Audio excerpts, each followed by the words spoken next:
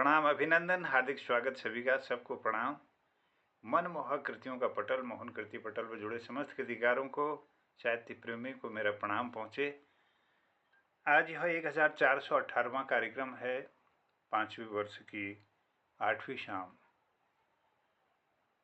प्रेमचंद जयंती के क्रम में यह तीसरी शाम कहानी वाचन का दौर है।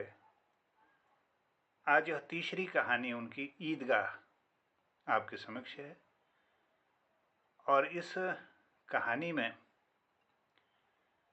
बाल समाज की कल्पनाओं और उनके मनोवैज्ञानिक आधार पर रची गढ़ी यह कहानी सबका मन मोह लेती है। इस कहानी का हम सब लोग आनंद लेंगे और इसकी सुंदर समीक्षा के लिए मैं अनुरोध करूंगा डॉक्टर तिलकराज जोशी जी से, जो चंपावत से जुड़े हैं, और उन्हीं के साथ जुड़ी हैं दीदी चंपा जोशी जी। उनको प्रणाम करता हूं। और आज के इस कार्यक्रम के संचालन के लिए आदरणीय दिनेश भट्ट जी से मेरा अनुरोध होगा। पिथौरागढ़ से जुड़े हैं, वरिष्ठ साहित्यकार हैं।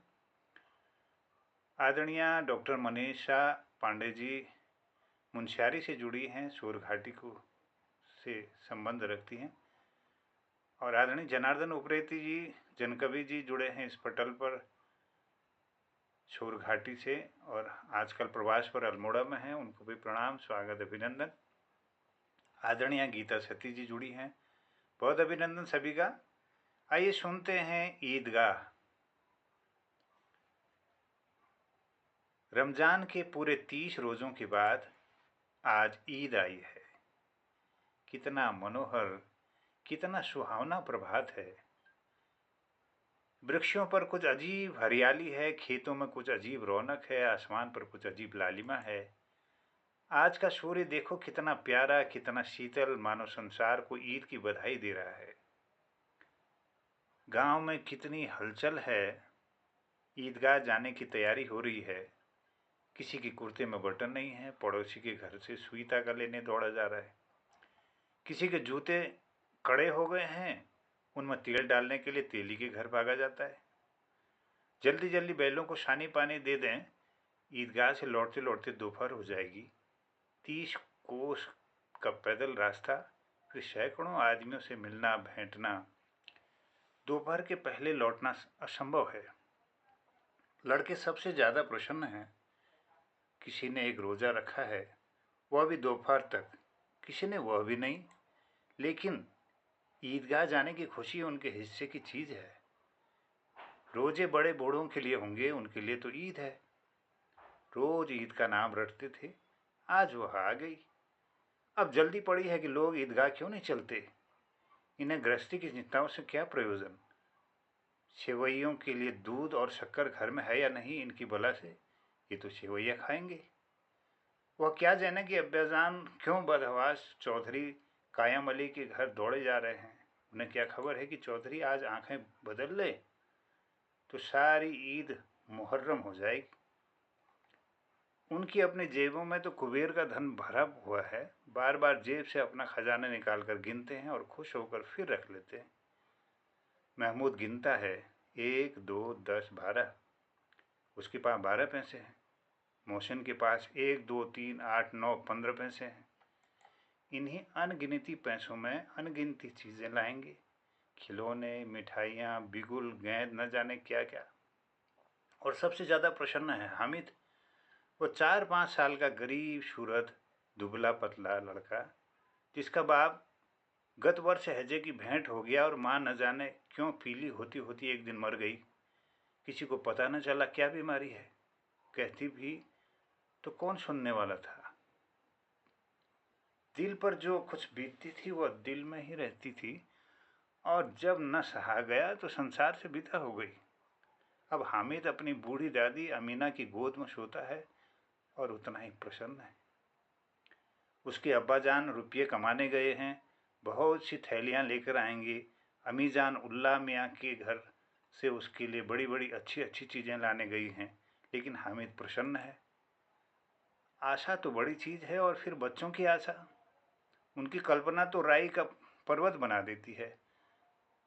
हामिद के पाँव में जूते नहीं हैं, सिर पर एक पुरानी धुरानी टोपी है जिसका गोटा काला पड़ गया है, फिर भी वह प्रसन्न है। जब उसके अब्बाजान थैलियाँ और अम्मीजान नियामतें लेकर आएंगी तो वह दिल के अरमान निकाल लेगा। तब देखेगा महमूद, मोहसिन, नूरे और सम्मी कहाँ से उतने पैसे निकालेंगे। अभागिन अमीना अपनी कोठरी में बैठी रो रही है। आज ईद का दिन और उसके घर में दाना नहीं। आज आबिद होता तो क्या इसी तरह ईद आती और चली जाती। इस अंधकार और निराशा में वो डूबी जा रही थी। किसने बुलाया था इस निगोड़ी ईद को। इस घर में उसका काम नहीं है, लेकिन हामिद, उसे किसी के मरने जीने से क्या मतलब। उसके अंदर प्रकाश है, बाहर आशा। विपत्ति अपना सारा दल बल लेकर आए हामिद की आनंद भरी चितवन उसका विध्वंस कर देगी। हामिद भीतर जाकर दादी से कहता है, तुम डरना नहीं अम्मा, मैं सबसे पहले आऊँगा, बिल्कुल न डरना। अमीना का दिल कचोट रहा है। गांव के बच्चे अपने अपने बाप के साथ जा रहे हैं। हामिद का बाप अमीना के सिवा और कौन है। उसे कैसे अकेले मेले जाने दें। उस भीड़ भाड़ में बच्चा कहीं खो जाए तो क्या हो। नहीं, अमीना उसे यूं न जाने देगी। नन्ही सी जान, 3 कोस चलेगा कैसे।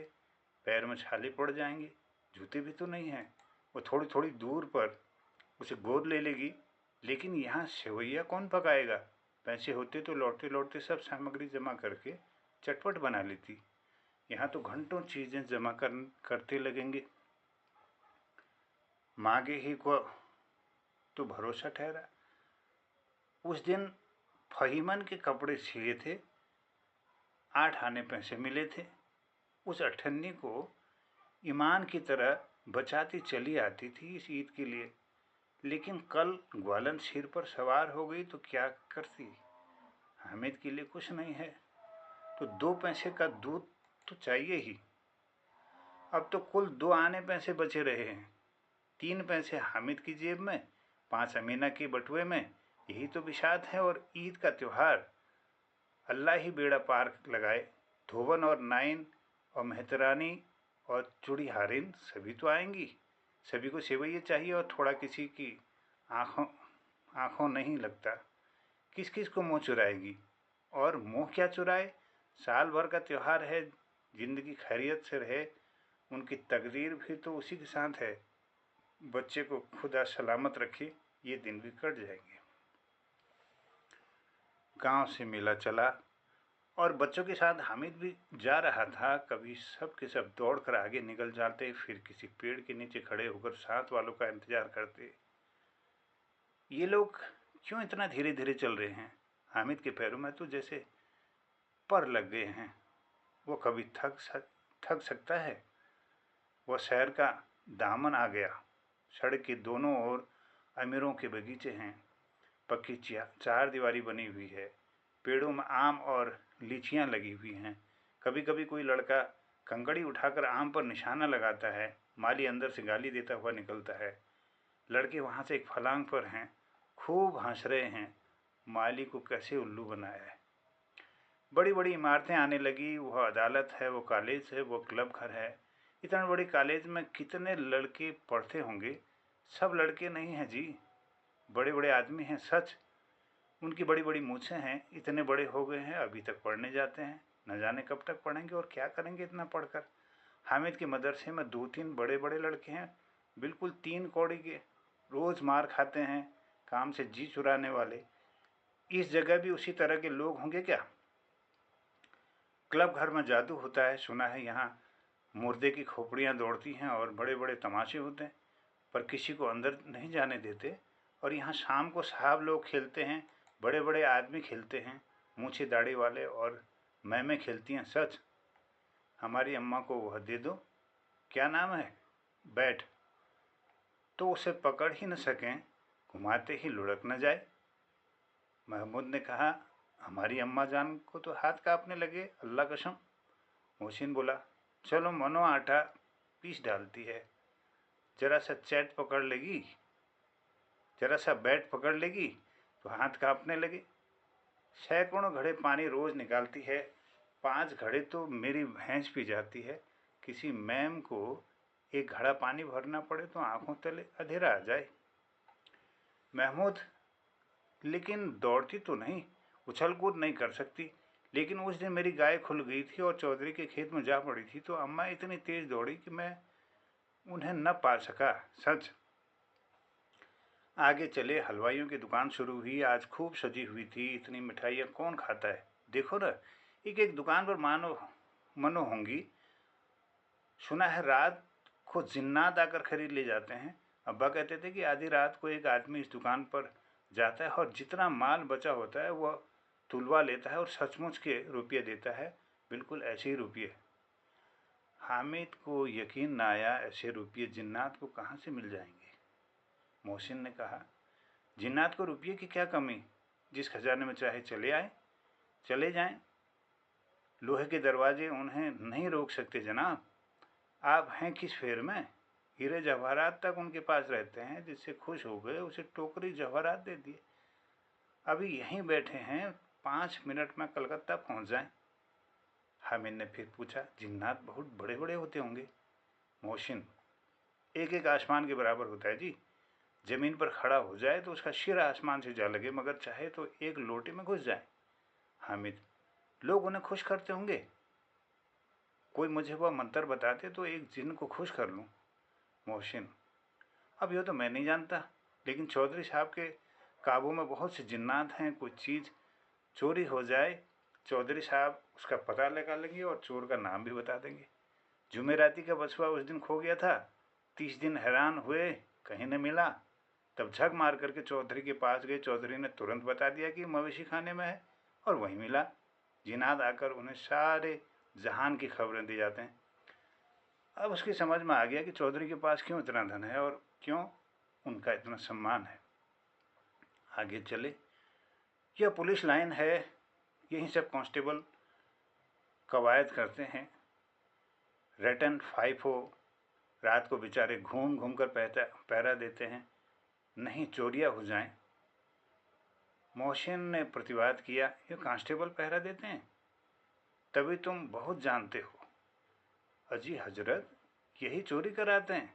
शहर के जितने चोर डाकू हैं सब इनसे मिले रहते हैं। रात को ये लोग चोरों से कहते हैं कि चोरी करो, आप दूसरे मोहल्ले में जाकर जागते रहो पुकारते हैं। तभी इन लोगों के पास इतने रुपये आते हैं। मरे मामू एक थाने में कांस्टेबल हैं, 20 रुपया महीना पाते हैं, लेकिन 50 रुपये घर भेजते हैं। अल्लाह कसम, मैंने एक बार पूछा था कि मामू आप इतने रुपये कहाँ से पाते हैं। हंसकर कहने लगे, बेटा अल्लाह देता है। फिर आप ही बोले, हम लोग चाहें तो एक दिन में लाखों मार लाएं। हम तो इतना ही लेते हैं जिससे अपनी बदनामी न हो और नौकरी न चली जाए। हामिद ने पूछा, यह लोग चोरी करवाते हैं तो कोई इन्हें पकड़ता नहीं। मोहसिन उसकी नादानी पर दया दिखाकर बोला, अरे पागल, इन्हें कौन पकड़ेगा। पकड़ने वाले तो ये खुद हैं, लेकिन अल्लाह इन्हें सजा भी खूब देता है। हराम का माल हराम में जाता है। थोड़े दिन हुए मामू के घर में आग लग गई, सारी लेई पूजी जल गई, एक बर्तन तक न बचा। कई दिन पेड़ के नीचे सोए, अल्लाह कसम पेड़ के नीचे। फिर न जाने कहाँ से 100 कर्ज लाए तो बर्तन भांडे आए। हामिद, 100 तो 50 से ज़्यादा होते हैं। कहाँ 50, कहाँ 100। 50 एक थैली भर होता है और 100 तो 2 थैली में भी ना आई। अब बस्ती घनी होने लगी। ईदगाह जाने वालों की टोलियां नजर आने लगी, एक से एक भड़कीले वस्त्र पहने हुए। कोई इक्के तांगे पर सवार, कोई मोटर पर। सभी इत्र में बसे, सभी के दिलों में उमंग। ग्रामीणों का छोटा सा दल अपनी विपन्नता से बेखबर संतोष और धैर्य में मग्न चला जा रहा था। बच्चों के लिए नगर की सभी चीज़ें अनोखी थी। जिस चीज़ की ओर ताकते ताकते ही रह जाते, और पीछे से बार बार हारने की आवाज़ होने पर भी न चेतते। हामिद तो मोटर के नीचे आते आते बचा। सहसा ईदगाह नजर आया। ऊपर इमली के घने वृक्षों की छाया, नीचे पक्का फर्श है जिस पर जाजिम बिछा हुआ है, और रोजेदारों की पंक्तियां एक के पीछे एक न जाने कहाँ तक चली गई। पक्के जगत के नीचे जहाँ जाजिम भी नहीं है, नए आने वाले आकर पीछे की कतार में खड़े हो जाते हैं। आगे जगह नहीं है। यहाँ कोई धन और पद नहीं देखता। इस्लाम की निगाह में सब बराबर हैं। इन ग्रामीणों ने वजू किया और पिछली पंक्ति में खड़े हो गए। कितना सुंदर संचालन है, कितनी सुंदर व्यवस्था। लाखों सिर एक साथ सिजदे में झुक जाते हैं, फिर सब के सब एक साथ खड़े हो जाते हैं, एक साथ झुकते हैं, एक साथ घुटनों के बल बैठ जाते हैं।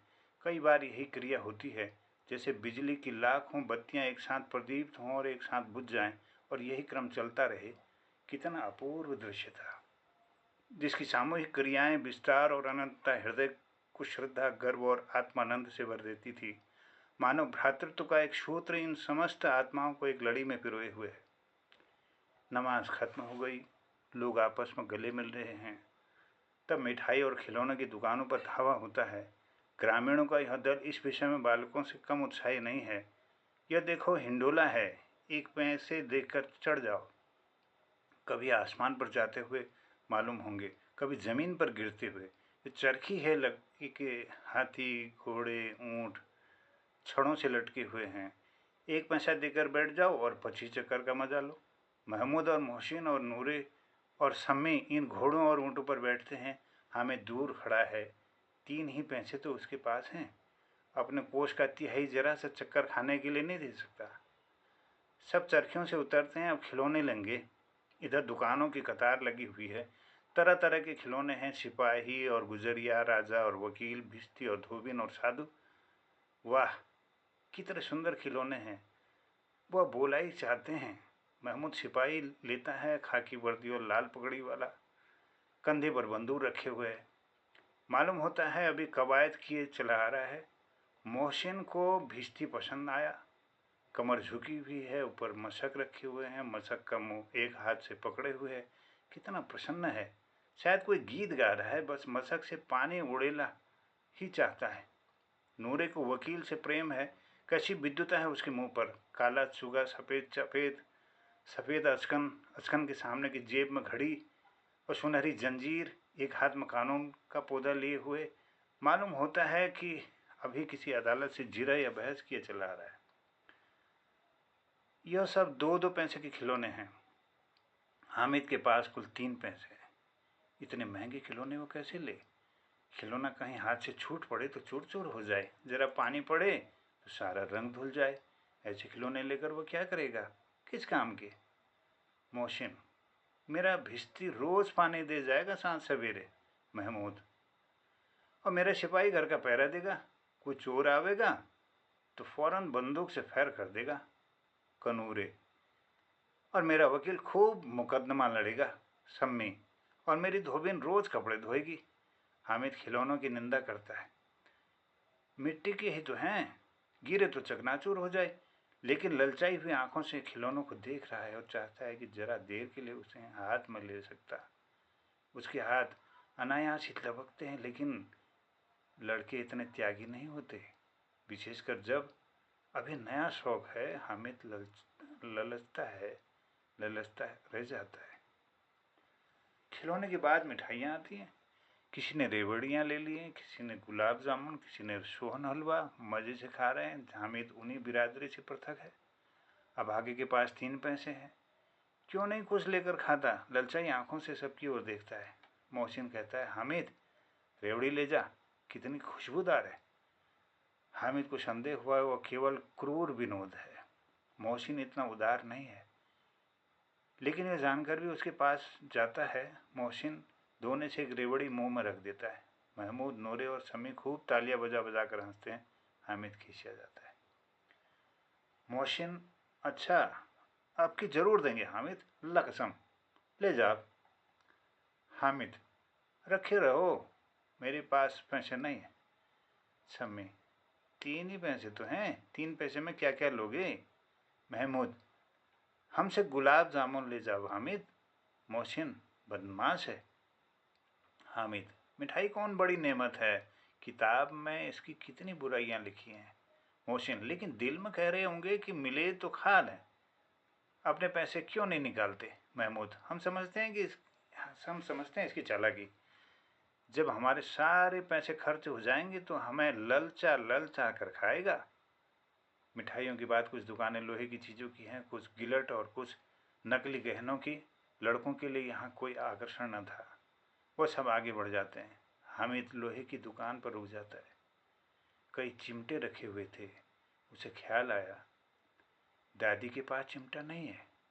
तवे से रोटियां उतारती हैं तो हाथ जल जाता है।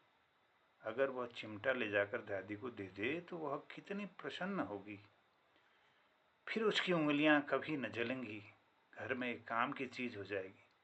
खिलौने से क्या फायदा, व्यर्थ में पैसे खराब होते हैं। जरा देर ही तो खुशी होती है। फिर तो खिलौने की तरफ कोई आंख उठाकर नहीं देखता। या तो घर पहुंचते पहुंचते टूट फूट कर बराबर हो जाएंगे, या छोटे बच्चे जो मेले में नहीं आए हैं जिद करके ले लेंगे और तोड़ डालेंगे। चिमटा कितने काम की चीज है। रोटियां तवे से उतार लो, चूल्हे में सेक लो। कोई आग मांगने आवे तो चटपट चूल्हे से आग निकाल कर उसे दे दो। अम्मा बेचारी को तो कहाँ फुर्सत है कि बाजार आए और कितने पैसे कहाँ मिलते हैं, इतने पैसे ही कहाँ मिलते हैं। रोज हाथ जला देती है। हामिद के साथी आगे बढ़ गए। सबील पर सब के सब शरबत पी रहे हैं। देखो सब कितने लालची हैं, कितनी मिठाइयाँ ली, मुझे किसी ने एक भी न दी। उस पर कहते हैं मेरे साथ खेलो, मेरा यो काम करो। अब अगर किसी ने कोई काम करने को कहा तो पूछूंगा, खाएं मिठाइयाँ? आप मुँह सड़ेगा, फोड़े फिंसियाँ निकलेंगी, आप ही जबान चटोरी हो जाएगी। तब घर के पैसे चुराएंगे न मार खाएंगे, और मार खाएंगे। किताब में झूठी बातें थोड़ी लिखी हैं, मेरी जबान क्यों खराब होगी। अम्मा चिमटा देखते ही दौड़ कर मेरे हाथ से ले लेंगी और कहेंगी मेरा बच्चा अम्मा के लिए चिमटा लाया है, हजारों दुआ देंगी। फिर पड़ोस की औरतों को दिखाएंगी। सारे गांव में चर्चा होने लगेगी, हामिद चिमटा लाया है, कितना अच्छा लड़का है। इन लोगों के खिलौने पर कौन इन्हें दुआ देगा। बड़ों की दुआएं सीधे अल्लाह के दरबार में पहुंचती हैं और तुरंत सुनी जाती हैं। मेरे पास पैसे नहीं हैं, तभी तो मोहसिन और महमूद यूँ मिजाज दिखाते हैं। मैं भी इनसे मिजाज दिखाऊंगा। खेले खिलौने और खाए मिठाइयाँ। मैं नहीं खेलता खिलौने, किसी का मिजाज क्यों सहूँ। मैं गरीब से ही किसी से कुछ मांगने तो नहीं जाता। आखिर अब्बा जान कभी न कभी आएंगे, अम्मा भी आएंगी ही। फिर इन लोगों को पूछूंगा कितने खिलौने लोगे। एक एक को टोकरियाँ खिलौने दूं और दिखा दूं कि दोस्तों के साथ इस तरह सलूक किया जाता है। यह नहीं कि एक पैसे की रेवड़ी ली तो चिढ़ा चढ़ा कर खाने लगे। सबके सब हंसेंगे कि हामिद ने चिमटा लिया है। हंसे मेरी बला से। उसने दुकानदार से पूछा यह चिमटा कितने का है। दुकानदार ने उसकी ओर देखा और कोई आदमी साथ में देखकर कहा, यह तुम्हारे काम का नहीं है जी। बिकाऊ है कि नहीं? बिकाऊ क्यों नहीं है, और यहाँ क्यों लाद लाए हैं? तो बताती क्यों नहीं, कै पैसे का है? 6 पैसे लगेंगे। हामिद का दिल बैठ गया। ठीक ठीक बताओ। ठीक 5 पैसे लगेंगे, लेना हो तो लो, नहीं तो चलते बनो। हामिद ने कलेजा मजबूत करके कहा, 3 पैसे लोगे? यूँ कहता वो आगे बढ़ गया कि दुकानदार की घुड़कियाँ न सुने। लेकिन दुकानदार ने घुड़कियाँ नहीं दी, बुलाकर चिमटा दे दिया। हामिद ने उसे इस तरह कंधे पर रखा मानो बंदूक है, और शान से अकड़ता हुआ संगियों के पास आया। जरा सुने सबके सब क्या क्या आलोचनाएं करते हैं। मोहसिन ने हंसकर कहा, ये चिमटा क्यों लाया रे पगले, इससे क्या करेगा? हामिद ने चिमटे को जमीन पर पटक कर कहा, जरा अपने भिष्टी जमीन पर गिरा दो, सारी पसलियां चूर चूर हो जाएं बच्चों की। महमूद बोला, तो यह चिमटा कोई खिलौना है? हामिद, खिलौना क्यों नहीं, अभी कंधे पर रखा बंदूक हो गई, हाथ में लिया फकीरों का चिमटा हो गई। चाहूँ तो इसे मजीरा का काम ले सकता हूँ। यह चिमटा जमा दूँ तो तुम लोगों के सारे खिलौनों की जान निकल जाए। तुम्हारे खिलौने कितना ही जोर लगवाएं, मेरे चिमटे का बाल भी बांका नहीं कर सकते। मेरा बहादुर शेर है चिमटा। शम्मी ने खंजरी ले ली। प्रभावित होकर बोला, मेरी खंजरी से बदलोगे? तो आने की है। हामिद ने खंजरी की ओर उपेक्षा से देखा। मेरा चिमटा चाहे तो तुम्हारी खंजरी का पेट फाड़ डाले। बस एक चमड़े की झिल्ली लगा दी, ढब ढब बोलने लगी। जरा सा पानी लग जाए तो खत्म हो जाए। मेरा बहादुर चिमटा आग में, पानी में, आंधी में, तूफान में बराबर डटा खड़ा रहेगा।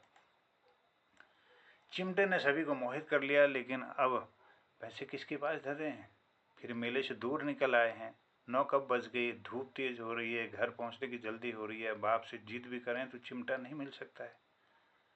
हामिद है बड़ा चालाक, इसलिए बदमाश ने अपने पैसे बचा के रखे थे। अब बालकों के दो दल हो गए हैं। मोहसिन, महमूद, सम्मी और नूर एक तरफ हैं, हामिद अकेला दूसरी तरफ। शास्त्रार्थ हो रहा है। सम्मी तो विधर्मी हो गया, दूसरे पक्ष से जा मिला, लेकिन मोहसिन, महमूद और नूरे भी हामिद से एक एक दो दो साल बड़े होने पर भी हामिद के आघातों से आतंकित हो उठे। उसके पास न्याय का बल है और नीति की शक्ति। एक और मिट्टी है, दूसरी ओर लोहा। जो इस वक्त अपने को फौलाद कह रहा है वह अजेय है, घातक है। अगर कोई शेर आ जाए तो मियाँ भिश्ती के छक्के छूट जाएं, मियाँ सिपाही मिट्टी की बंदूक छोड़कर भागे, वकील साहब की नानी मर जाए, चोगे में मुंह छिपाकर जमीन पर लेट जाएं, मगर चिमटा ये बहादुर है। यह रुस्तम हिंद लपक कर शेर की गर्दन पर सवार हो जाएगा और आंखें निकाल लेगा। मोहसिन ने एड़ी चोटी का जोर लगाकर कहा, अच्छा पानी तो नहीं भर सकता। हामिद ने चिमटे को सीधा खड़ा करके कहा, भिश्ती को एक डांट बताएगा तो दौड़ा हुआ पानी लाकर उसके द्वार पर छिड़कने लगेगा। मोहसिन परास्त हो गया, पर महमूद ने कुमक पहुंचाई, अगर बच्चा पकड़ा जाए तो अदालत में बदे बदे फिरेंगे तो वकील साहब के ही पैरों में पड़ेंगे। हामिद इस प्रबल तर्क का जवाब न दे सका। उसने पूछा, हमें पकड़ने कौन आएगा? नूरे ने अकड़ कर कहा, यह सिपाही बंदूक वाला। हामिद ने मुंह चढ़ाकर कहा, ये बेचारे हम बहादुर रुस्तम हिंद का पकड़ेंगे। अच्छा लाओ, अभी जरा कुश्ती हो जाए, इसकी सूरत देखकर दूर से भागेंगे, पकड़ेंगे क्या बेचारे। मोहसिन को एक नई चोट सूझ गई, तुम्हारे चिमटे का मुंह रोज आग में जलेगा। उसने समझा था कि हामिद लाजवाब हो जाएगा, लेकिन यह बात न हुई। हामिद ने तुरंत जवाब दिया, आग में बहादुरी कूदते हैं जनाब, तुम्हारे यह वकील सिपाही लौंडियों की तरह घर में घुसे जाएंगे। आग में कूदना वो काम है जो रुस्तम हिंद ही कर सकता है। महमूद ने एक जोर लगाया, वकील साहब कुर्सी मेज पर बैठेंगे, तुम्हारा चिमटा तो बावर्ची खाने में जमीन पर पड़ा रहेगा। इस तर्क ने सम्मी और नूरे को भी सजीव कर दिया। कितने ठिकाने की बात कही पट्टे ने। चिमटा बावर्ची खाने में पड़े रहने के सिवा और क्या कर सकता है। हामिद को कोई फड़कता हुआ जवाब न सूझा, तो उसने धांधली शुरू की, मेरा चिमटा बावर्ची खाने में नहीं रहेगा। वकील साहब कुर्सी पर बैठेंगे तो जाकर उनको जमीन पर पटक देगा और उनका कानून उनके पेट में डाल देगा। बात कुछ बनी नहीं, खासी गाली गलौज थी। कानून के पेट में डालने वाली बात छा गई। ऐसी छाई कि तीनों सुरमा मुंह ताकते रह गए और मानो कोई ढेलचा कौन कौवा किसी गंडे वाले कन कौवे का काट गया हो। कानून मुंह से बाहर निकालने वाली चीज है, उसको पेट के अंदर डाल दिया जाए तो बेतुकी सी बात होने पर कुछ भी नयापन रखती है। हामिद ने मैदान मार लिया, उसका चिमटा रुस्तम हिंद है। अब इससे मोहसिन, महमूद, नूरे, शम्मी किसी को भी आपत्ति नहीं हो सकती। विजेता को हारने वालों को जो सत्कार मिलना स्वाभाविक है वह हामिद को भी मिला, और उन्हें 3-3, 4-4 आने पैसे खर्च किए पर कोई काम की चीज़ न ले सके। हामिद ने 3 पैसे में रंग जमा लिया। सच ही तो है, खिलौने का क्या भरोसा, टूट फूट जाएंगे, हामिद का चिमटा बना रहेगा बरसों। संधि की शर्त तय होने लगी। मोहसिन ने कहा, जरा अपना चिमटा दो, हम भी देखें, तुम्हारा भिश्ती लेकर देखो। तुम हमारा भिश्ती लेकर देखो। महमूद और नूरे ने भी अपने अपने खिलौने पेश किए। हामिद को इन शर्तों पर मानने की कोई आपत्ति न थी। चिमटा बारी बारी से सबके हाथों में गया और उनके खिलौने बारी बारी से हामिद के हाथ में आ गए। कितने खूबसूरत खिलौने हैं। हामिद ने हारने वाले के आंसू पोंछे, मैं तुम्हें चिढ़ा रहा था, सच। ये लोहे का चिमटा भला इतना खिलौनों की क्या बराबरी करेगा, मालूम होता है। अब बोले। लेकिन मोहसिन की पार्टी को इस दिलासे से संतोष नहीं होता। चिमटे का सिक्का खूब बैठ गया, चिपका हुआ टिकट अब पानी से नहीं छूट रहा है। मोहसिन, लेकिन ये खिलौने के लिए हमें कोई दुआ तो न देगा। महमूद, दुआ के लिए फिरते हो, उल्टे मार न पड़े, अम्मा जरूर कहेंगे कि मेले में यही मिट्टी के खिलौने तुम्हें मिले। हामिद को स्वीकार करना पड़ा कि खिलौनों को देखकर किसी की माँ इतनी खुश न होगी जितना दादी चिमटे को देखकर होंगी। 3 पैसों में तो उसे सब कुछ करना था और उस पैसों के उपयोग पर पछतावे की बिल्कुल ज़रूरत नहीं थी। फिर अब चिमटा रुस्तम हिंद है और सभी खिलौनों का बादशाह। रास्ते में महमूद को भूख लगी। उसके बाप ने केले खाने को दिए थे। महमूद ने केवल हामिद को साजी बनाया। उसके अन्य मित्र मुंह ताकते रह गए। यह उस चिमटे का प्रसाद था। 11 बजे सारे गांव में हलचल मच गई। मेले वाले आ गए। मोहसिन की छोटी बहन ने दौड़कर भिश्ती उसके हाथ से छीन लिया और मारे खुशी के जो उछली तो मियाँ भिश्ती नीचे आ रहे और सुर लोग सिधारे। इस पर भाई बहन को मारपीट हुई। दोनों खूब रोए। उनकी अम्मा यह शोर सुनकर बिगड़ी और दोनों के ऊपर 2-2 चांटे और लगाए। मियाँ नूरे के वकील का अंत उस प्रतिष्ठानुकूल इससे अधिक ज़्यादा गौरवमय हुआ। वकील जमीन पर या ताक पर तो नहीं बैठ सकता। उसकी मर्यादा का विचार तो करना ही होगा। दीवार में 2 खुटियाँ गाड़ी गई। उन पर लकड़ी का एक पटरा रखा गया। पटरे पर कागज का कालीन बिछाया गया। वकील साहब राजा भोज की भांति सिंहासन पर विराजे। नूर ने उन्हें पंखा झलना शुरू किया। अदालतों में खश की टट्टियाँ और बिजली के पंखे रहते हैं, क्या यहाँ मामूली पंखा भी न हो? कानून की गर्मी दिमाग पर चढ़ जाएगी कि नहीं? बांस पर पंखा आया और नूरे हवा करने लगे। मालूम नहीं पंखे की हवा से, पंखे की चोट से वकील साहब स्वर्ग लोक से मृत्यु लोक में आ गिरे और उनकी माटी का चूल्हा माटी में मिल गया। फिर बड़े जोर शोर से मातम हुआ और वकील साहब की अस्थि घूर पर डाल दी गई। अब रहा महमूद का सिपाही। उसे चटपट गांव का पहरा देने की चार्ज मिल गया। लेकिन पुलिस का सिपाही कोई साधारण व्यक्ति तो नहीं जो उसने अपने पैरों चले। वह पालकी पर चलेगा। एक टोकरी आई। उसमें कुछ लाल रंग के फटे पुराने चिथड़े बिछाए गए जिससे सिपाही साहब आराम से लेटे। नूरे ने टोकरी उठाई और अपने द्वार का चक्कर लगाने लगे। उनके दोनों छोटे भाई सिपाही की तरफ से छोने वाले जागते लहो पुकारते चलते हैं। मगर रात को अंधेरी होने ही चाहिए। महमूद को ठोकर लग जाती है। टोकरी उसके हाथ से छूटकर गिर पड़ती है और मियाँ सिपाही अपनी बंदूक लिए ज़मीन पर आ जाते हैं और उनकी एक टांग में बिकार आ जाता है। महमूद को आज ज्ञात हुआ कि वो अच्छा डॉक्टर है। उसको ऐसा मरहम मिल गया है जिससे वो टूटी टांग को आनन फानन जोड़ सकता है। केवल गूलर का दूध चाहिए। गूलर का दूध आता है, टांग जोड़ दी जाती है। लेकिन सिपाही जो ही खड़ा किया जाता है टांग जवाब दी जाती है। शल्य क्रिया असफल हुई। तब उसकी दूसरी टांग भी तोड़ दी जाती है। अब कम से कम एक जगह आराम से बैठ तो सकता है। एक टांग से तो न चल सकता था न बैठ सकता था। अब वो सिपाही सन्यासी हो गया। अपनी जगह बैठा बैठा पहरा देता है। कभी कभी देवता भी बन जाता है। उसका सिर का झालरदार छापा खुरस दिया गया है। अब उसका जितना रूपांतर चाहो कर सकते हो। कभी कभी तो उसके बाढ़ का काम भी ले लिया जाता है। अब मियाँ हामिद का हाल सुनिए। अमीना उसकी आवाज़ सुनते ही दौड़ी और उसको गोद में उठाकर प्यार करने लगी। सहसा उसके हाथ में चिमटा देखकर वह चौंकी। ये चिमटा कहाँ था? मैंने मोल लिया है। कै पैसे में? 3 पैसे में। अमीना ने छाती पीट ली। ये कैसा बेसमझ लड़का है कि दोपहर हुआ कुछ खाया न पिया। लाया क्या? ये चिमटा? सारे मेले में तुझे और कोई न चीज मिली जो यह लोहे का चिमटा उठा लाया? हामिद ने अपराधी भाव से कहा, तुम्हारी उंगलियां तवे से जल जाती थी इसलिए मैंने इसे ले लिया। बुढ़िया का क्रोध तुरंत स्नेह में बदल गया। स्नेह भी वह नहीं जो प्रगल्भ होता है और अपनी सारी कसक शब्दों में बिखेर देता है। वो मूक स्नेह था, खूब ठोस, रस और स्वाद से भरा हुआ।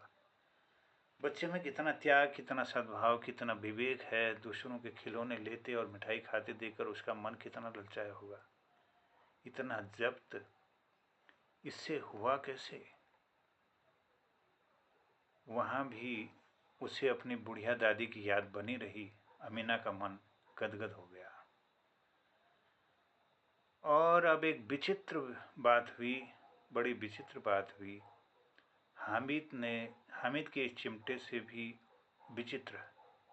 बच्चे हामिद ने बूढ़ी हामिद का पार्ट खेला। बुढ़िया अमीना बालिका अमीना बन गई। वह रोने लगी, दामन फैलाकर हामिद को दुआएं देने जाती थी, दुआएं देती जाती थी और आंसू की बड़ी बड़ी बूंदें गिराती जाती थी। हामिद इसका रहस्य क्या समझता। यह कहानी थी ईदगाह और इसके रचनाकार अमर कथाकार मुंशी प्रेमचंद। आइए इस कहानी के सुंदर समीक्षा हमारे डॉक्टर तिलक राज जी करेंगे और मेरा निवेदन होगा कि सब लोग जितने भी जुड़े हैं मैं सबको प्रणाम करता हूं, उनकी उपस्थिति को नमन करता हूं और धन्यवाद के साथ आप सबको यह अनुरोध करूंगा कि आप इस चर्चा पर चर्चा में ज़रूर भाग लेंगे अपनी तरफ से। और कार्यक्रम के अग्रिम संचालन के लिए मैं आदरणीय वरिष्ठ साहित्यकार दिनेश भट्ट जी को आमंत्रित करता हूं कि इस कार्यक्रम को आगे बढ़ाने की कृपा करेंगे। अभिनंदन, बहुत बहुत प्रणाम। जय। पटल में मौजूद सभी लोगों को सादर प्रणाम, अभिनंदन। बहुत धन्यवाद मोहनदा। मोहन कीर्ति पटल और यह महान हिंदी के कथाकार उपन्यासकार प्रेमचंद जी की जयंती को मनाने का तीसरा दिन और बहुत सुंदर कहानी वाचन। बहुत धन्यवाद, आभार आपका। पटल में जुड़े हुए हैं वरिष्ठ साहित्यकार डॉक्टर तिलक राज जोशी जी चंपावत से, डॉक्टर निर्मल पंत जी हैं अल्मोड़े से और गिरीश चंद्र हसमुख जी हैं दिल्ली से, डॉक्टर BS कालाकोटी जी हैं और तमाम साहित्यकार साहित्य प्रेमी लोग हैं, सभी का अभिनंदन है। अब मैं सीधे ही सादर आमंत्रित करता हूं डॉक्टर तिलक राज जोशी जी को, जो बहुत वरिष्ठ साहित्यकार हैं, मोहन कीर्ति पटल में लगातार जुड़ते आए हैं, किसी परिचय के मोहताज नहीं है। और मैं ये निवेदन भी करूंगा कि एक परिचर्चा के रूप में हो, ये इसमें अधिक से अधिक लोग भाग ले सकें और अपनी टिप्पणियां दें और इसको कहीं न कहीं हम रिलेट कर सकते हैं। बाल मनोविज्ञान का इतना सुंदर वर्णन, इतनी बारीकी से, इतनी बारीक पकड़ किसी बहुत बड़े मनोवैज्ञानिक साहित्यकार की हो सकती है। खिलौनों का भी इतना सुंदर वर्णन, इतना अद्भुत वर्णन। तो खैर हम आगे सुनेंगे। हमारे वरिष्ठ साहित्यकार हिंदी और कुमाऊनी के वरिष्ठ हस्ताक्षर डॉक्टर तिलक राज जोशी जी, स्वागत है सर, अभिनंदन है। धन्यवाद दिनेश जी और मोहन कीर्ति पटल पर समस्त उपस्थित विद्वत समाज को हमारा, हम दोनों का ही सादर प्रणाम। आज प्रेमचंद की कहानियों का दौर चला हुआ है। इसमें साहित्यकार, उपन्यास सम्राट, कहानी सम्राट प्रेमचंद की कहानी ईदगाह का वाचन हुआ। कहानी वास्तव में कहानीकार को जब कहानी लिखते हैं तो उसको अत्यंत सांसारिक गतिविधियों का पूर्ण ज्ञान होना जरूरी है। और सांसारिक गतिविधि से मतलब है कि समाज और समूह में रहते हुए उसकी जानकारी जरूरी है। और प्रायः किसी भी समाज या समूह को में रहकर हम उस देश काल परिस्थिति के अनुसार ही उन कहानियों के संदर्भ को समझ सकते हैं और उसका मूल्यांकन कर सकते हैं। तो इसीलिए समाज में उभरते हुए नए सवाल नई कहानी को जन्म देते हैं, नई नई परिस्थितियां आती हैं, देश काल परिस्थिति के अनुसार उसके अनुसार कहानियां बनती रहती हैं। किसी काल विशेष की कहानियों के विषय में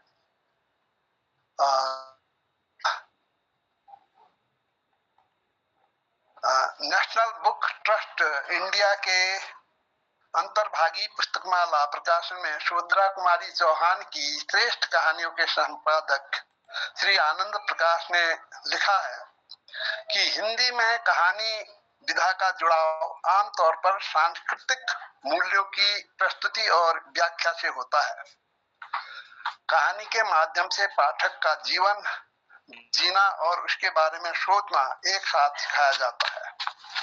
प्रेमचंद की कहानियां इस तरह की कहानी की अनोखी मिसाल है जहां पाठक अनायास ही अपने परिवेश से की सच्चाई से जुड़ जाता है और ऐसा लगता है कि कहानी के पात्र उसके साथ अपनी जिंदगी के पात्र हैं। तो वास्तव में प्रेमचंद जी की ये विशेषता रही है कि उनकी कहानियों को जब हम पढ़ते हैं तो कहीं ना कहीं उसमें हम आसपास में अपने को भी पाते हैं। मैं विस्तार में जाकर अपनी बात फिर कहूंगा कि लगभग इसी कहानी से मिलती जुलती घटना मेरे जीवन में हुई थी। मैं कभी बाद में सुनाऊंगा। आज मैं उसको पटल में नहीं रख रहा हूँ, प्रस्तुत नहीं कर रहा हूँ, केवल ईदगाह के विषय में जा रहा हूँ।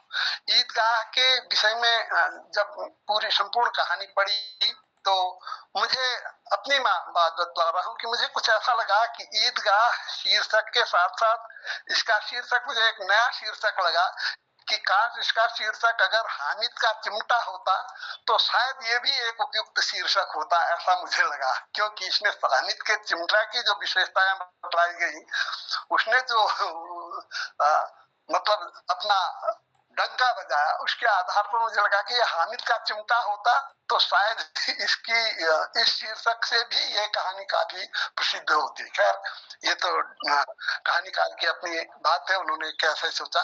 तो सबसे बड़ी बात यह है कि इस कहानी की शुरुआत ही प्राकृतिक वर्णन से हुआ है। किस तरह की स्थितियां हैं उस समय के परिसर में, कैसा हो रहा, और उत्सुकता जो कहानी की सबसे बड़ी बात है, विशेषता ये होती है कि उसमें उत्सुकता जगनी चाहिए। कहानी की विशेषताओं में हम पढ़ते हैं कि उसमें विषय वस्तु हो और पात्र हो, सीमित पात्र हो, उन पात्रों का चरित्र चित्रण हो, उनका कथोपकथन हो, उसके द्वारा कहानी आगे बढ़ती हो। इस तरह की बातें हम कहानी की विशेषताओं में पढ़ते हैं। तो सबसे बड़ा होता है इसमें उत्सुकता।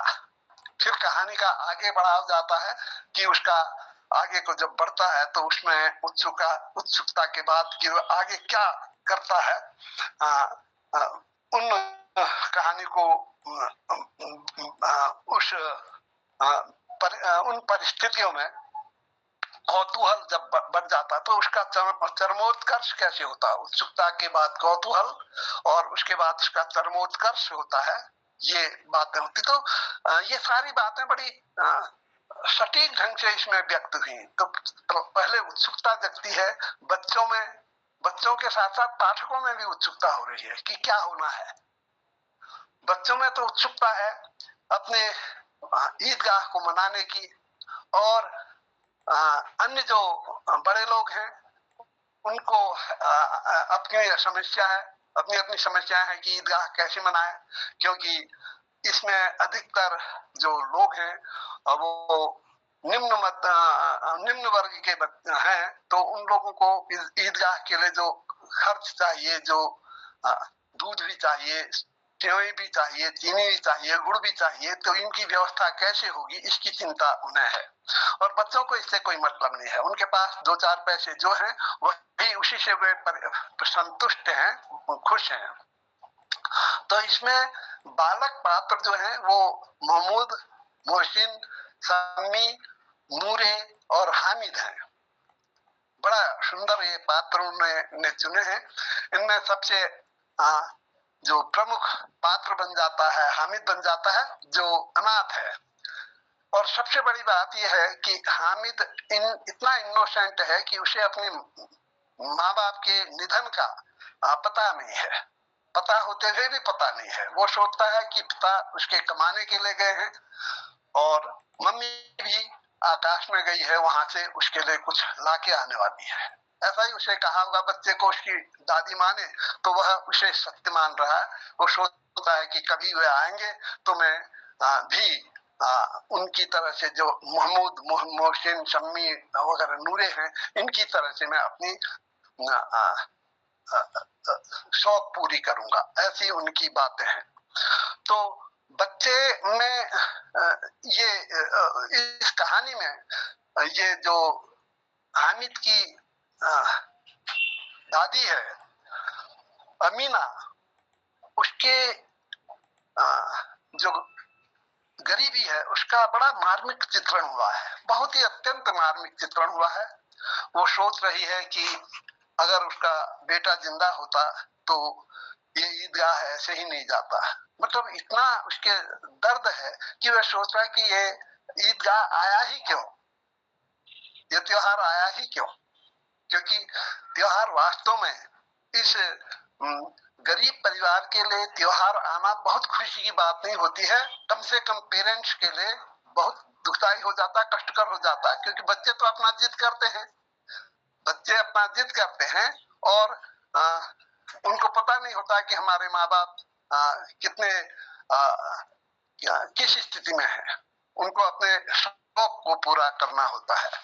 तो इस तरह से उस दरिद्रता का, उस गरीबी का इतना मार्मिक वर्णन हुआ है कि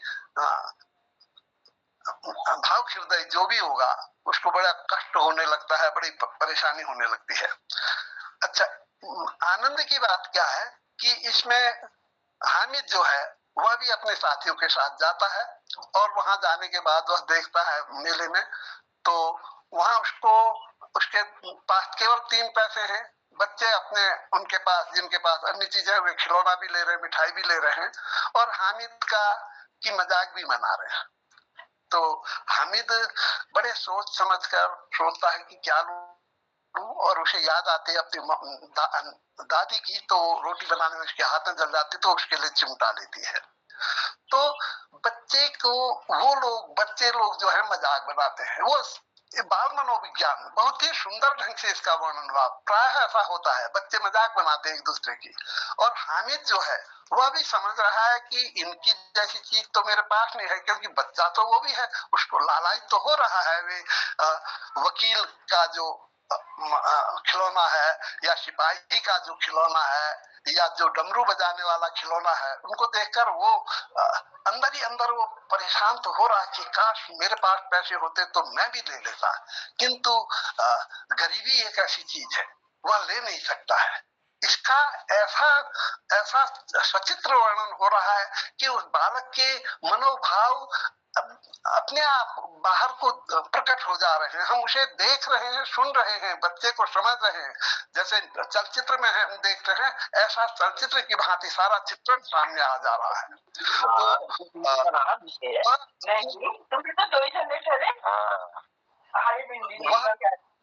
ये चौधरी जी माइक बंद कर लें जरा, माइक कर दीजिए। चौधरी जी माइक खुला है आपका, माइक बंद कर लें। हाँ, तो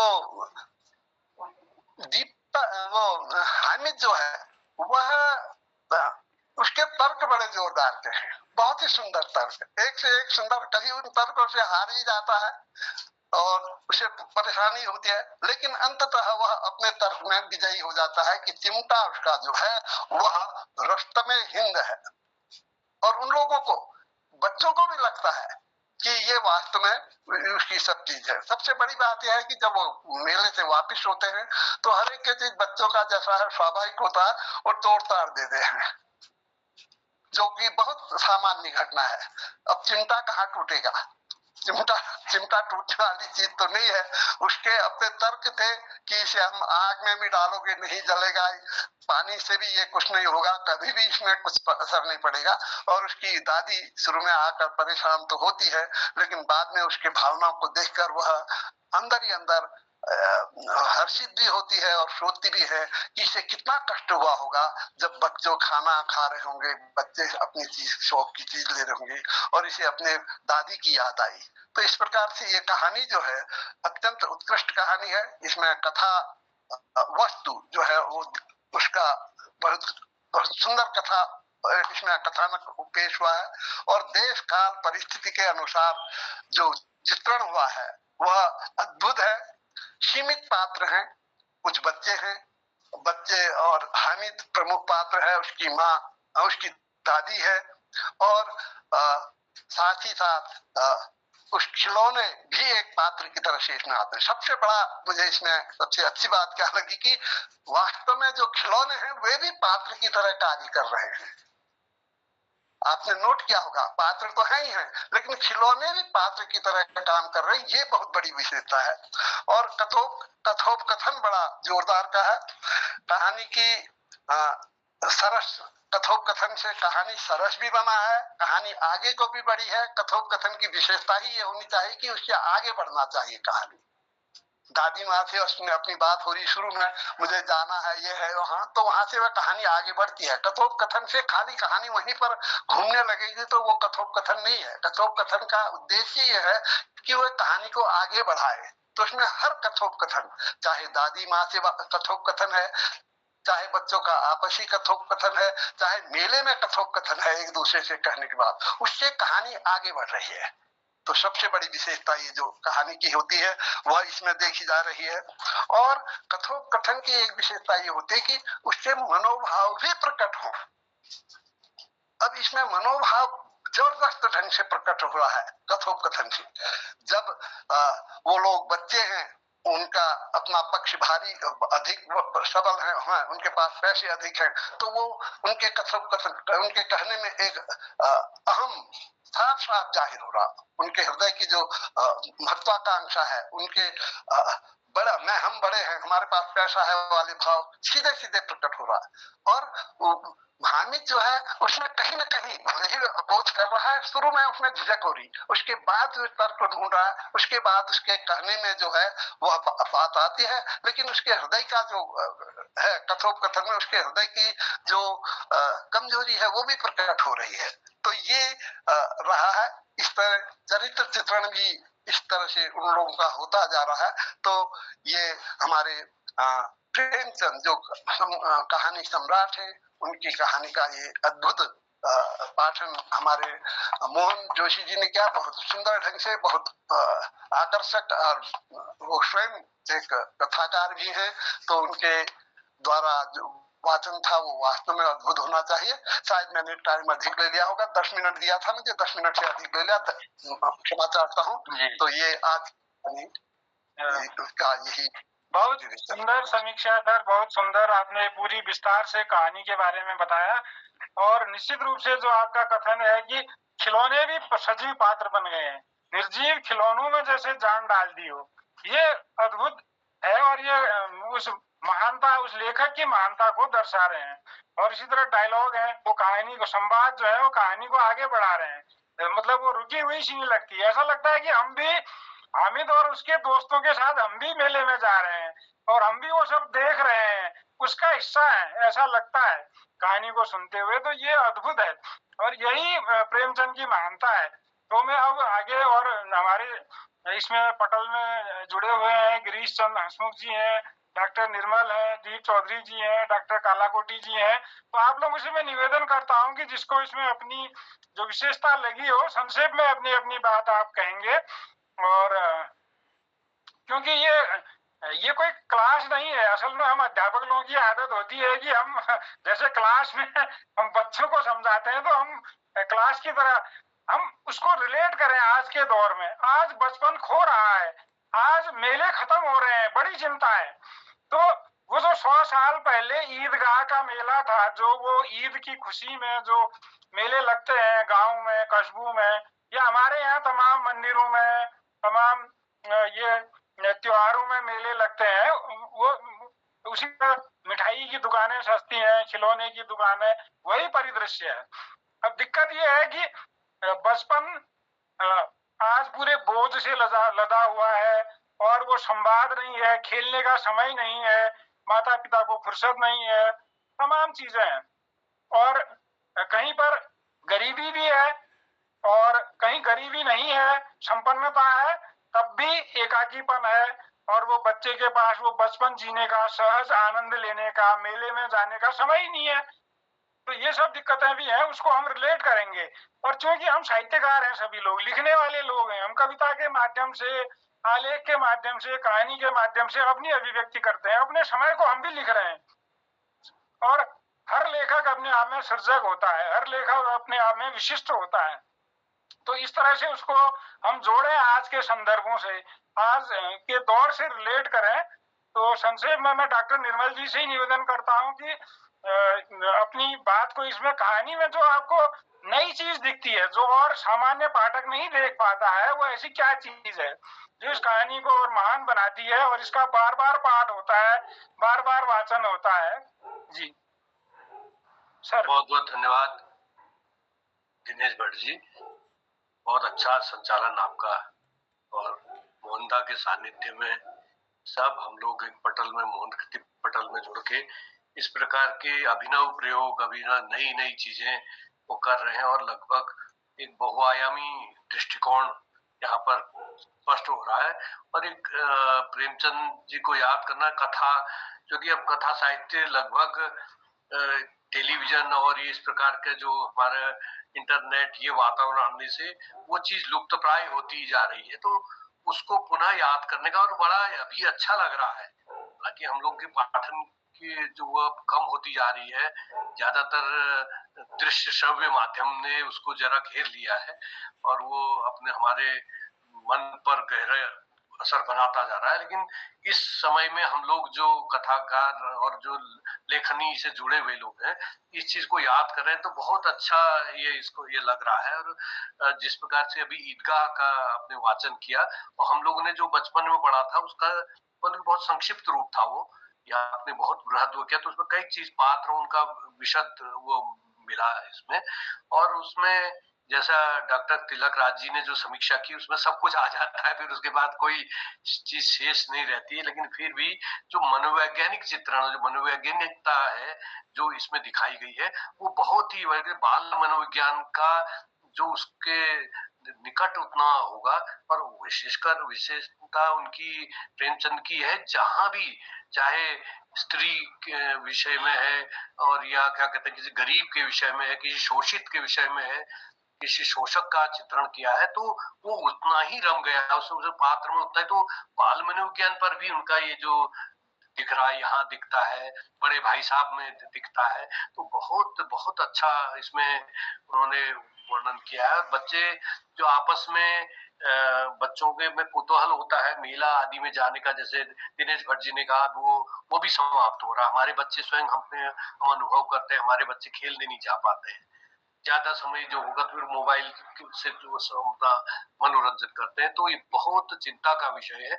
और उस समय में बाल मनोविज्ञान का नया जो अब ये दिखने को मिला, ये नया मनोविज्ञान अभी आप देखिए, मोबाइल बच्चे के हाथ से छीन ले तो बड़ा रुष्ट हो जाता है, यहाँ तक कि कई जगह ये तो आत्महत्या को तक बच्चा तैयार हो जाता है। आज हम इस स्थिति में पहुंच गए हैं, तो उस स्थिति में उस चीज समय को याद करें कि जब उतने अभावग्रस्त वो बच्चा और वो मेले में जाता है और वो कितना तर्क उसका व्युत्पन्न मति और उतनी तार्किकता उसकी कि तुरंत वो अपने उसको समझ तो रहा है कि मेरे पास नहीं है, मैं अभाव से ग्रस्त हूँ और मैं ये चीज मुझे नहीं प्राप्त हुई है और उसका सुख भी मैं लेता तो अच्छा होता।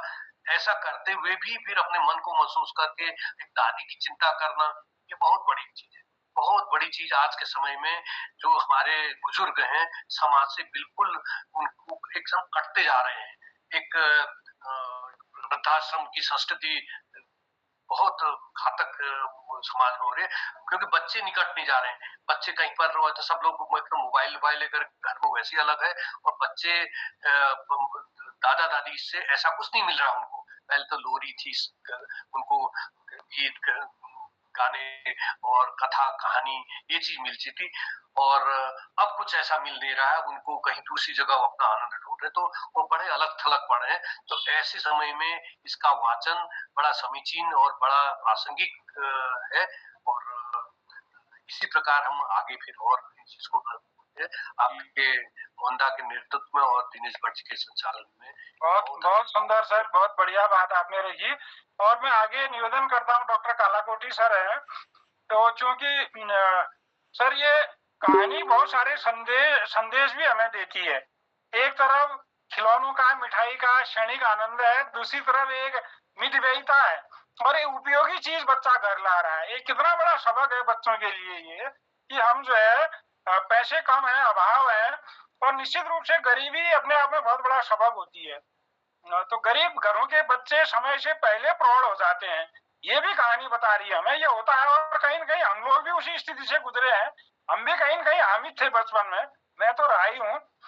कि वो खिलौनों के लिए तरसना और वो तमाम चीजें हमें नहीं मिल पाई, क्योंकि गांव में थे, संसाधन कम थे, परिवार बड़े होते थे, तमाम चीजें हैं।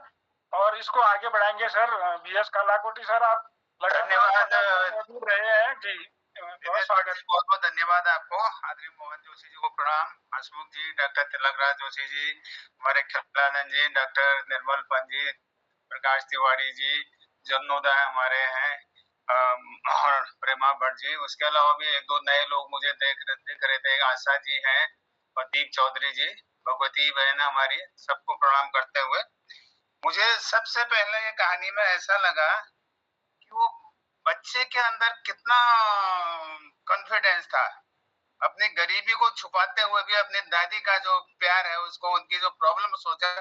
आज के जमाने में होता तो बेस्ट मैनेजर होता, वो अपनी कमियों को उजागर न करते हुए बड़े कॉन्फिडेंस के साथ चिमटे को कभी बंदूक बनाता है, कभी आग में झेलने वाला हथियार समझता है, कभी पानी में चलने वाला शिप समझता है।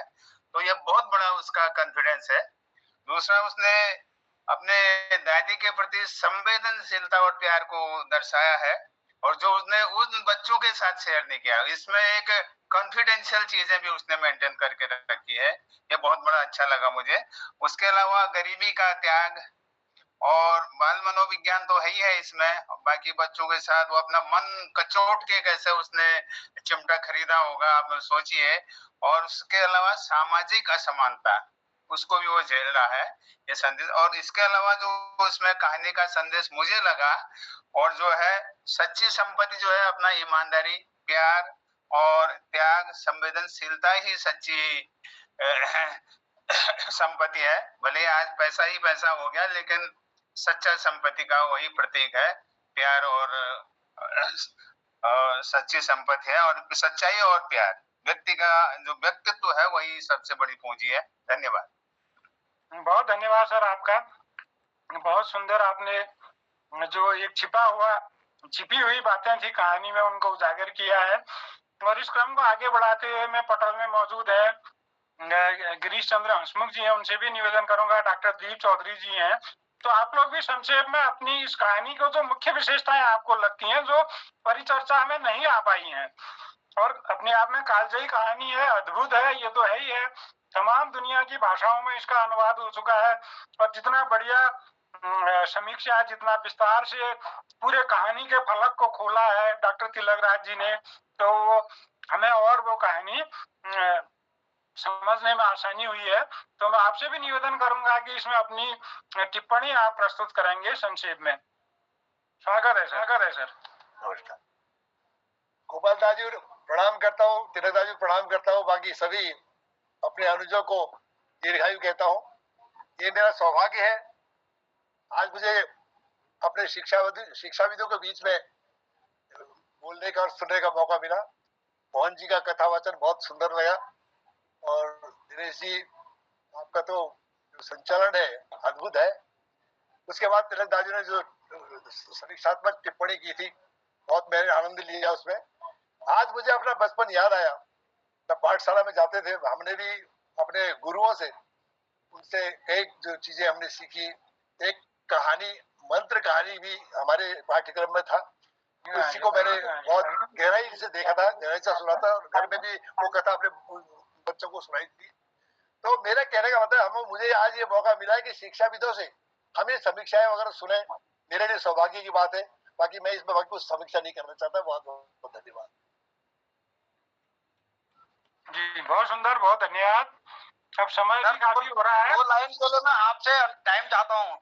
बिल्कुल स्वागत है सर, स्वागत है। जी जी जी जी, धन्यवाद सर। इसमें डॉक्टर तिलकराज जोशी जी ने सब कुछ जो है इसको खोल के रख दिया, बहुत बहुत धन्यवाद। और मोहनदा ने जो इस पे प्रस्ताव रखा था कि इसको पढ़ा जाए, उसमें सबसे ज्यादा आनंद आया कि इसके एक एक पक्ष पर हमारा ध्यान चला गया। तो मैं इसमें जो 2 चीज छूट गई थी अब तक मेरे हिसाब से आपके विश्लेषणों में, वो ये है कि एक तो इतने छोटे बच्चे के अंदर निर्णय लेने की क्षमता, ये पक्ष जो है मुझे बहुत अच्छा लगा कि एक छोटा बच्चा इतने बच्चों के बीच में एक ठोस चीज के लिए निर्णय ले रहा है, और वो भी बाल मनोविज्ञान से हटके, बाल मनोवृत्तियों से थोड़ा किनारे जाके। एक और दूसरा, मैं इसको जोड़ना चाहता हूं आधुनिक परिवेश में। अब आधुनिक परिवेश में इसमें अंतर यह आ गया है कि पहले अमीर और गरीब के बच्चे एक साथ मेले में जाते थे, और अब क्या अंतर आ गया है कि आज हम अपने बच्चों को फैमिली के साथ ले जाते हैं। तो बच्चे आपस में, एक समाज के अलग अलग प्रकार के बच्चे एक साथ नहीं मिल सकते हैं।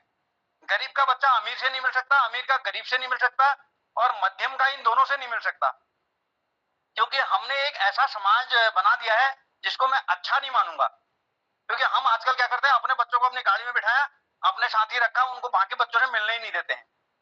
तो इस कहानी में एक अच्छी बात ये थी, चाहे बच्चों ने कुछ भी कहा, लेकिन उन्होंने एक सामूहिकता दिखाई। तो ये संदेश मुझे बहुत अच्छा लगा कि आज भी हम इसमें से एक चीज ले सकते हैं कि बच्चों को मेले में जाके थोड़ी देर मुक्त रखें, वो थोड़ा घूमे फिरें, उसके बाद हम उनसे कहें कि तुम यहीं पर आ जाओ। बहुत बहुत धन्यवाद। बहुत बढ़िया, बहुत सुंदर सर। मेले का मतलब ही मिलन है, मिलाप है, और बच्चा समझता है समाज को, अमीरी गरीबी ऊंच नीच तमाम चीजें, और उसका विकास होता है, उसमें निर्णय क्षमता आती है, बहुमुखी विकास होता है। ये बहुत बढ़िया पॉइंट आपने रखा है, बहुत धन्यवाद।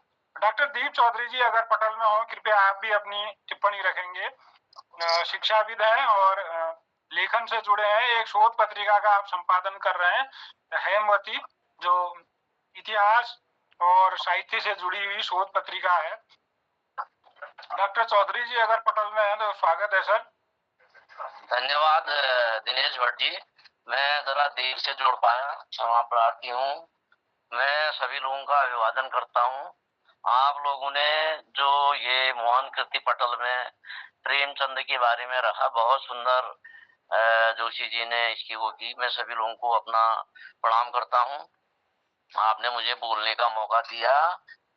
मैं उसमें कोई भी कहानी जो होती है वो तत्कालीन समाज का बड़ा चित्रण करती है। ये एक मुझे याद आई, मैं दूरस्थ विद्यालय में था, तो एक बच्ची छोटी कक्षा 6 में पढ़ती थी, तो उससे मेले के बारे में एक सवाल उसके अध्यापक ने, हिंदी के अध्यापक ने कहा कि लिखो। उसने उत्तर में लिखा कि मैंने मेला देखा ही नहीं है। तो मुझे उस ईदगाह कहानी की याद आ गई। तो फिर मैंने उस बच्ची को प्रेयर में बुलाया और पूछा उससे। उसने कहा सर, हमारा जो मेला होता है यहाँ से कम 15-20 किलोमीटर दूर होता है, ले जाने वाला घर में कोई है नहीं, मेरे पापा हैं नहीं और बुबू हैं, वो ले जाते नहीं है। और इसलिए अब मैं भविष्य में, मैंने कहा तुम्हारे यहाँ कोई मेला लगता है? उसने कहा हाँ, अब आने वाले समय में लगेगा। तो मैंने कहा जब तेरा ये मेला लगेगा तो तू मुझे बताना, और मैं तुझे जो है किसी न किसी के हाथ भिजवाऊंगा और तेरे को 10-20 रुपए दूंगा ताकि तू मेले में खर्च कर सके। तो इस तरह के चरित्र चित्रण वास्तव में कहानियों से ही हमको मिलते हैं और हमें भी सीख मिलती है। हम अध्यापक थे या अध्यापक हैं तो हमें भी पता लगता है कि इन कहानियों से हम क्या सीख सकते हैं, पढ़ाने में क्या सीख सकते हैं और लिखने में क्या सीख सकते हैं। दूसरा, समाज का चित्रण। पुलिस वालों के बारे में मैंने एक दिन एक पुलिस वाले से पूछा, संयोग से मेरा विद्यार्थी था, क्योंकि पुलिस वालों की अभी भी जो वेतन होता है वो कम होता है। अगर इसमें कोई पुलिस वाले हो तो अन्यथा न लें। तो उन्होंने कहा हमारी हो जाती है, कहा चल जाता है, थोड़ा बहुत वैसे भी मिल जाता है। तो जो कहानी में एक वो पुलिस वाले का चरित्र चित्रण दिखाया गया है कि भाई वो उस समय भी इसका मतलब था, पुलिस जो थी वो घूसखोरी करती थी, जो वर्तमान में भी है। तो ये भी हमको इसमें मिला, ये कहानी में देखने को मिला। और तीसरा, वो कहानी का जो मैनेजमेंट है वो अपने आप में एक अनुकरणीय है कि वास्तव में आज बच्चे मेलों से विमुख होते जा रहे हैं। मेले सब सरकारी हो रहे हैं और उसमें नाच गाने को ज्यादा प्राथमिकता दी जा रही है। सरकार की ओर से पैसा आ रहा है, महोत्सवों के रूप में मेले मनाए जा रहे हैं। जो हमारे प्राचीन मेले थे उनको तो बिल्कुल खत्म कर दिया जा रहा है। और वो मेले वास्तव में जो है बच्चों को कुछ न कुछ सिखाते हैं, क्योंकि आज शरदोत्सव है, ग्रीष्मोत्सव है, तमाम दुनिया भर के बेहुदे बेढंगे कलाकार आते हैं और अपनी प्रस्तुतियों को दिखाते हैं। मुझे याद है सन 75 में पिथौरागढ़ में शरदोत्सव हुआ था, उसमें बड़े अच्छे अच्छे लोग आते थे, काका हाथरसी हंसाने के लिए, या मुरादाबादी, हुल्लड़ मुरादाबादी। तो उन लोगों का भी एक स्तर था, तो बिल्कुल स्तरहीन हो गया है। और मेला वास्तव में जीवन का एक ऐसा है जहाँ हम मिलते हैं, जुलते हैं। हमारे यहाँ पर स्थानीय रूप से मुष्टमानु मेला होता है। वो मुष्टमानु मेला जो है वो मिलन का केंद्र था। दूर दूर से लड़कियां आती थी, बहुएं आती थी, अपने लोगों से मिलते थे। तो वो मेला भी अब सरकारीकरण हो गया है। एक दिन का मेला 10 दिन पहुंचा दिया है और इनाम बांटने की प्रक्रिया कर दी है। तो ये सरकारें भी जो है मेलों को खत्म कर रही है। तो जहां पर भी मैं मेले देखता हूँ तो वास्तव में मुझे ईदगाह मेले की याद आ जाती है। और प्रेमचंद की जो कहानी है वो अपने आप में एक कालजयी है। वो आने वाले समय में भी हम चाहे कितने आगे चले जाएं, आने वाली पीढ़ी भी पढ़ेगी तो ऐसा लगेगा कि ऐसी कहानियां आती रहनी चाहिए। धन्यवाद दिनेश भट्ट जी और मोहन जोशी जी, आपने हमें इस कार्यक्रम में जोड़ने का मौका दिया। बहुत अच्छा लगा। धन्यवाद जी, बहुत धन्यवाद सर। दीप चौधरी जी को नमस्कार। दीप चौधरी जी, मैं निर्मल पंत बोल रहा हूँ। आपका स्काउट में की याद आ रही है, स्काउट की याद आ रही है। क्या कहते हैं, बढ़िया टाइम्स। मोहनदा को निवेदन करता हूँ कि आप आभार व्यक्त करेंगे और उसका समापन भी करेंगे। मोहनदा जी। आदरणीय डॉक्टर दीप चौधरी जी को मेरा प्रणाम पहुंचे और बहुत आभार, धन्यवाद। आपने कृपा की इस पोर्टल पर अपना आशीर्वाद दिया और इस व्यस्त कार्यक्रम में से आप समय निकाल करके इस पटल पर जुड़े। बहुत आभार।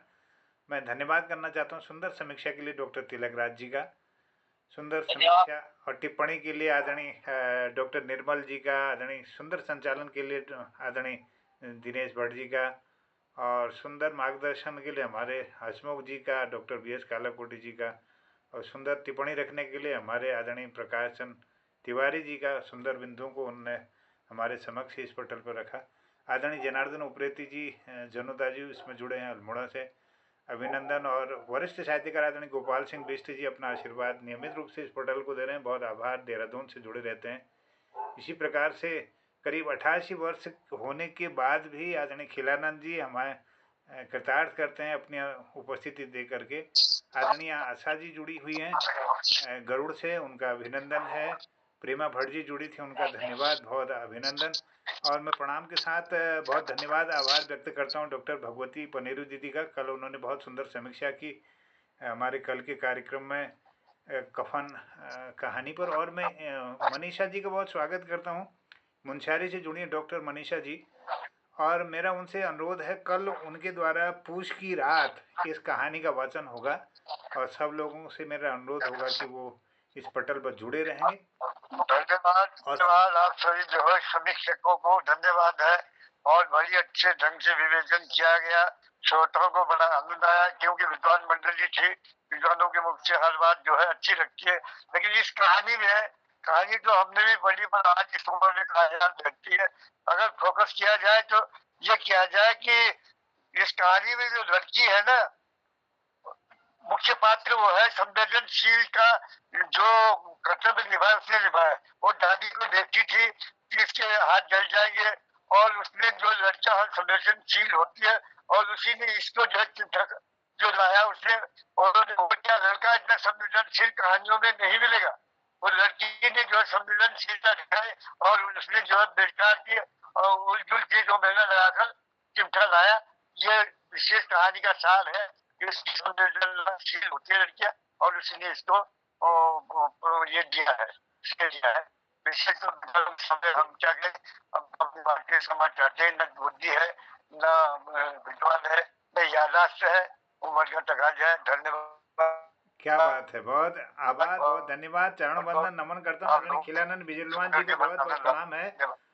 वो 90 वर्ष के करीब पहुंचने वाले हैं, लेकिन नियमित रूप से इस पटल पर सबसे पहले जुड़ने वाले व्यक्ति हैं। और हमारे आदरणीय तिलक राज जी और दीदी चंपा जी सबसे पहले जुड़ने वाले लोग हैं। आदरणीय गोपाल सिंह बिष्ट जी, इनकी उम्र करीब 88-85 के आसपास है। तो ये लोग लगातार इस अपने संस्कृति के लिए, साहित्य के लिए और लेखन में अग्रणी लोग हैं जो हमारे इस पटल को अपना आशीर्वाद दे रहे हैं। डॉक्टर दीप चौधरी जी हमारा मार्गदर्शन लगातार करते रहे और निर्मल पंत जी हैं, सब सारे लोग। और हसमुख जी तो बहुत, अब उनकी क्या तारीफ करी जाए, उनके 3 दर्जन तो किताबें ही हैं। कहानीकार हमारे इस पटल पर जुड़े आदरणीय हसमुख जी और आदरणीय डॉक्टर तिलक राज जी और हमारे डॉक्टर निर्मल पंत जी हैं। बहुत सारे लोग हैं जो लगातार इस पटल पर, लेखक तो सभी लोग हैं, कवि हैं इस पटल पर जुड़े हुए, साहित्य से मोह है और कुछ भूख है, कुछ प्यास है कुछ पाने की, तभी हम सब लोग इसमें जुड़ जाते हैं। अपने इस संस्कृति से हमें लगाव है, इसलिए इतनी देर तक 8 बजे तक का समय है, लेकिन हम करीब 7:15 से भी ज़्यादा हो गया इस पटल पर, लेकिन अभी मन कर रहा है कि और बैठा जाए। मुझे तो लगता है कि 1 सप्ताह का कार्यक्रम बहुत कम है इस कथा साहित्य के लिए। आप जैसा चाहेंगे वैसे आगे इस कार्यक्रम को हम बढ़ाएंगे। तो कल डॉक्टर मनीषा जी, मनीषा पांडे जी पिथौरागढ़ की हैं, लेकिन मुंशियारी में डिग्री कॉलेज में आप वहाँ पर प्रोफेसर हैं। तो मेरा उनसे अनुरोध है कि वो कल पूछ की रात एक चर्चित कहानी है अमर कथाकार प्रेमचंद जी की, तो उसका वाचन डॉक्टर मनीषा जी करेंगे। और भी अन्य लोग जो हमारे जुड़े हुए हैं, मैं चाहता हूँ कि और लोग वाचन करें, और हमारे डॉक्टर तिलकराज जी के मार्गदर्शन में, हमारे आदरणीय हसमुख जी के मार्गदर्शन में ये कार्यक्रम आगे बढ़े कथा साहित्य का। और इसमें अलग अलग कहानियाँ हम लोग कम से कम इस बहाने इन कहानी को जानने, समझने और उनके अंदर जो तत्व है कहानी का, उसको समझने का एक हमको मौका मिल रहा है। तो मुझे ये आशीर्वाद सब लोगों का मिला है कि कम से कम इस बहाने हम इस अमर कथाकार को समझ पा रहे हैं, उनकी बारीकी को और उनकी जो दृष्टि है उसको हम कुछ समझ पा रहे हैं। तो इससे निश्चित रूप से एक दिशा मिलेगी आने वाले समय में। कथा साहित्य पर भी हम सबके अलग अलग प्रयोग ज़रूर होंगे, और मन होगा कि कुछ हम भी लिखें, नया कुछ क्या लिख सकते हैं वर्तमान के परिदृश्य को देखते हुए। तो सबका मैं आभार व्यक्त करता हूँ, क्योंकि समय हो चुका है। तो सबको मैं धन्यवाद करता हूँ, और मेरे वाचन की जो भी त्रुटियाँ रही हों उसके लिए क्षमा मांगते हुए आप सबसे मैं विदा लेता हूँ, और कार्यक्रम को समापन की ओर ले जाते हैं। सबसे कहता हूँ प्रणाम, जय हिंद, जय उत्तराखंड, जय प्रेमचंद जी। सबको प्रणाम, शुभ रात्रि। ये चुटकुला नहीं हो पाएगा, चुटकुला समापन पर बिल्कुल चुटकुला भी हो सकता है। हमारे आदरणीय हसमुख जी अगर कृपा करें तो एक चुटकुला जरूर दें समापन पर। ठीक है बहुत जी, ठीक है बहुत जी, धन्यवाद निर्मल जी। स्वागत। हंसना भी जरूरी है। एक बार हमारे एक चररदा थी, तो चररदा के कोई अपराध में बड़ी जबरदस्त सजा मिली। जज साहब ने बहुत जोरदार थी, उन्होंने कहा इनको कुर्सी में बैठा के करंट देके मारो, ये सजा दी उनको, मौत की सजा। तो चररदा को जब कुर्सी में बैठाया गया और जल्लाद साहब सामने थे, उन्होंने कहा भाई तुम्हारी अंतिम इच्छा क्या है? कहते साहब मुझे बहुत डर लग रहा है, मेरी कुर्सी पकड़ लीजिए आप मेरी कुर्सी पकड़ लीजिए धन्यवाद धन्यवाद धन्यवाद, बहुत बढ़िया, धन्यवाद आदरणीय हसमुख जी। नियमित रूप से हम उनका रोज चुटकुला सुनते हैं इस पटल पर, बहुत आभार है, धन्यवाद है। अब इजाज़त चाहते हैं, सबको कहता हूँ प्रणाम, शुभ रात्रि। कल फिर पूछ की रात कहानी के साथ हम सब लोग होंगे। शुभ रात्रि, जय हिंद।